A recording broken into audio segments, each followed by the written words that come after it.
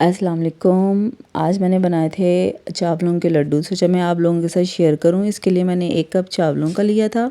उसको मैंने पानी में अच्छे से वॉश कर लिया था चावलों को, ताकि उनकी मिट्टी वगैरह निकल जाए। उसके बाद हमने इनको जो था वो स्ट्रेन किया है।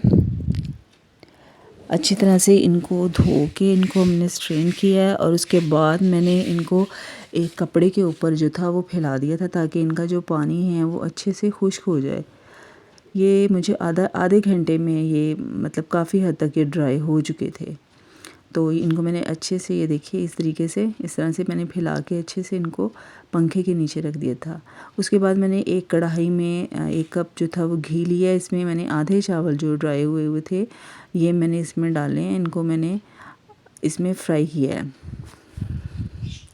अभी इनमें ना नमी बाकी थी। आप कोशिश कीजिएगा कि जो चावल हैं आप 1 दिन पहले धो के उनको ड्राई कर लीजिएगा, तो ये फिर इस तरह से चिपकेंगे नहीं। ये देखें, ये मैं अब ये इन्होंने पैंदा छोड़ना शुरू कर दिया है। अब ये बिल्कुल नॉर्मल कंडीशन में आ चुके हैं। इन्होंने कलर भी चेंज करना शुरू कर दिया है। मैंने इनको गोल्डन ब्राउन कलर में लेके आना। ये देखें, ये गोल्डन ब्राउन कलर में हो गया। ये बिल्कुल रेडी हो चुके हैं। मैंने चूल्हा बंद कर दिया था। उसके बाद जी आपको एक इसी कढ़ाई में मैंने लिया आधा किलो दूध।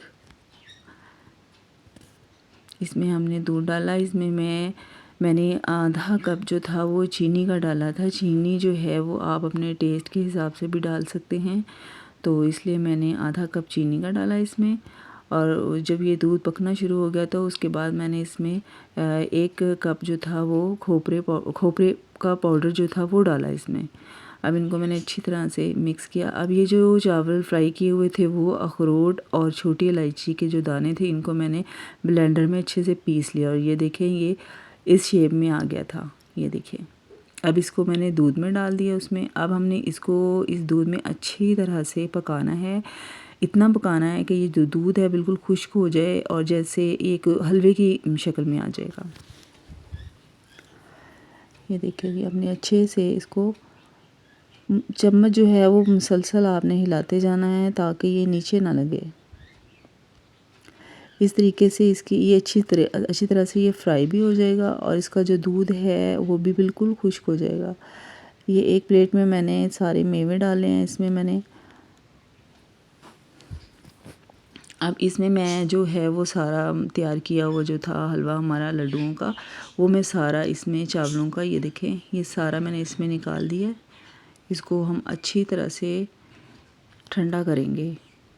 ये देखिए मैंने अच्छी तरह से इसमें निकाला है इसको।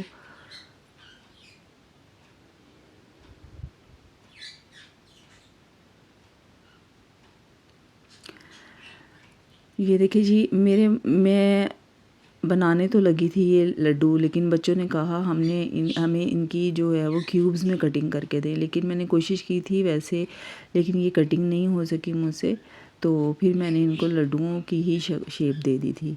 तो आप यकीन करें, ये इतनी मज़े की ये चावलों की जो मिठाई है, ये लड्डू हैं चावलों के, इतने ज़बरदस्त बने थे कि सब बच्चों ने बहुत शौक़ से खाए हैं।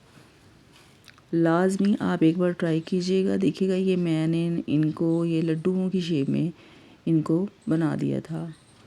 ये सारे लड्डू जो थे ये रेडी हो चुके थे। उसके बाद इनके ऊपर मैंने खोपरा जो था, नारियल का जो पाउडर होता है, वो मैंने इनके ऊपर छिड़क दिया। ये देखिए जी, ये देखिए बहुत मज़ेदार, बहुत ज़बरदस्त टेस्टी रेसिपी। इसमें आप मेवे जो हैं वो और भी डाल सकते हैं। तो ये देखिए ये बहुत ज़बरदस्त रेसिपी बनी है। लाज़मी ट्राई कीजिएगा, और मेरी रेसिपी अच्छी लगी हो तो लाज़मी लाइक कीजिएगा, सब्सक्राइब कीजिएगा। अल्लाह हाफ़िज़, फ़ी अमान अल्लाह।